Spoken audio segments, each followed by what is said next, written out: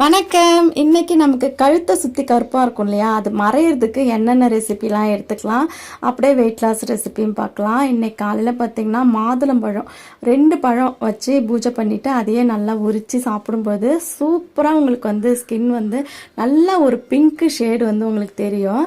அதுக்கப்புறம் beetroot cut பண்ணி இந்த மாதிரி பல்ஸ் கொடுத்து எடுத்துக்கிட்டேன். ஒரு தேங்காயும் இந்த மாதிரி பல்ஸ் கொடுத்து எடுத்து கொஞ்சம் ஏலக்காய் நெய் சேர்த்து நல்லா வதக்கிட்டு நமக்கு சுகர் சேர்க்காம ஒரு பவுல் நிறையா எடுத்து வச்சுக்கலாம். பீட்ரூட்ல ஒரு இனிப்பு இருக்கும், தேங்காயில் ஒரு இனிப்பு இருக்கும். அதுவே நமக்கு இனிப்பு சாப்பிடணுன்ற கிரேவிங்ஸ் கண்ட்ரோல் ஆகும்.